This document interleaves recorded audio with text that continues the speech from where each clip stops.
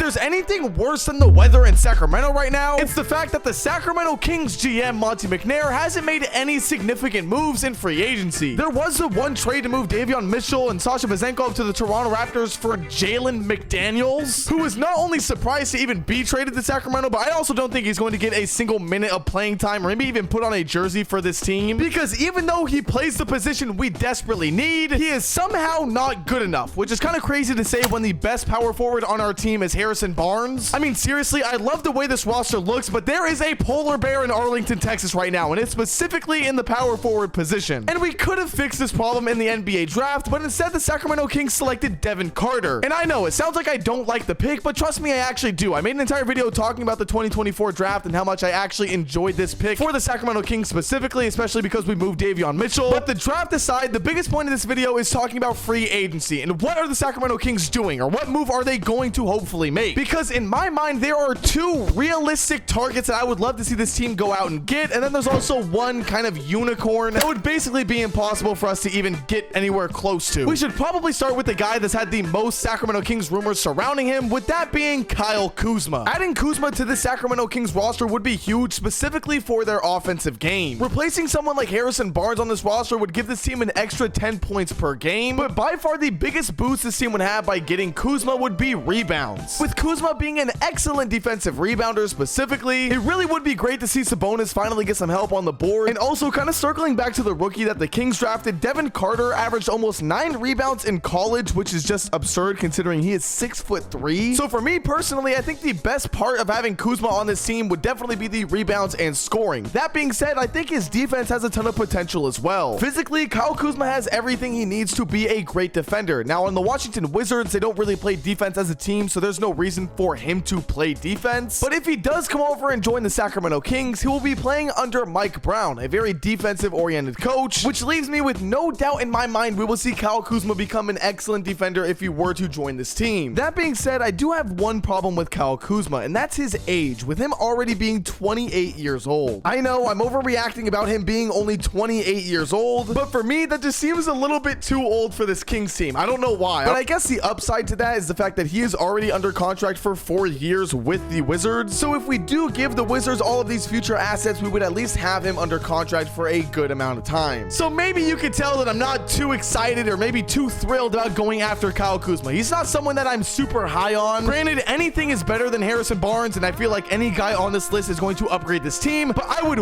way rather have the next prospect, the next guy that I want to take on this team, with that being Brandon Ingram. Because not only did I have to watch this guy absolutely destroy our team 6 games in a row, but physically, Brandon Ingram is the guy that we need. I know I keep on saying we like I'm on the damn team or I'm in like the head office or some shit. I'm not on the team. It's just, I'm just used to it, okay? Not only would Brandon Ingram be amazing when it comes to the scoring side of the ball, but just like Kyle Kuzma, his defense is also on point. One of the biggest critiques I have seen from Pelicans fans talking about Brandon Ingram is that he doesn't seem to appear in kind of the big games. And I mean, we're talking about having him on a contending team, so I guess that is something to be a little bit concerned about, but that's also not something that's going to steer me away from having him on my franchise. I don't know. I've always loved Brandon Ingram. I love the style of game he plays. That mid-range is going to be excellent with Fox, but for him to also be able to knock down those threes, sorry, it's so fucking hot here. Oh my God. So to me, Brandon Ingram would be the best player. And I want to say the best part about all of this is that the Pelicans actually like the package that we have to offer. The classic Harrison Barnes, Kevin Huerter, and a couple draft picks,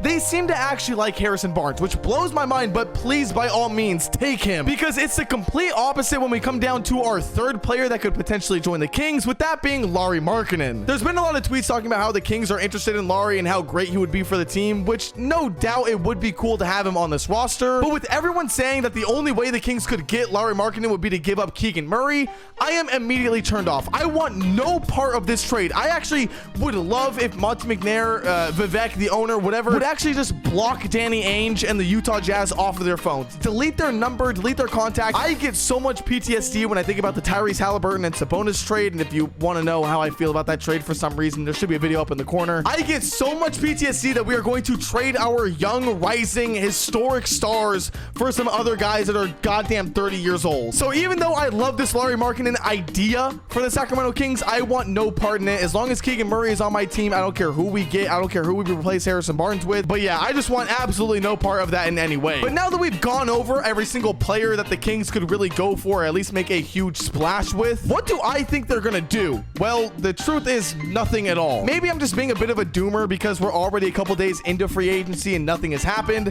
but I feel like I have seen non-stop tweets talking about how the Kings are just interested, and I don't really know what more we can offer. I don't know how many things we could change, and at the same time, I don't really know the process of these things. I don't know if the New Orleans Pelicans see the Kings offer and say, hey, we like that, we're gonna shop around a little bit more, and if we don't find anything, we'll circle back to you. Like, I don't know how that works. To me, in my mind, if the Pelicans really like the idea of the trade that the Kings have for BI, they would have taken it already. I feel the same way with the Washington Wizards and also the Utah Jazz. So even though I'm sitting here hoping, praying that a move happens, a good move where we don't get fleeced, I don't know if anything is going to happen because this Kings team is known for just staying complacent. So as funny as it would be if I put this video out and like 5 minutes or an hour later there is a huge trade and the Kings become this big contending team getting Brandon Ingram, I wouldn't even care that a trade happened right after this video because I would just be so happy to see my team make a move. The Western Conference is getting better every single day. Even though the Warriors got rid of Klay Thompson or Klay Thompson left, whatever, they are making moves. They're also one of the teams going in for Lauri Markkanen. They made the move for Buddy Hield. They got Kyle Anderson. Granted, those aren't two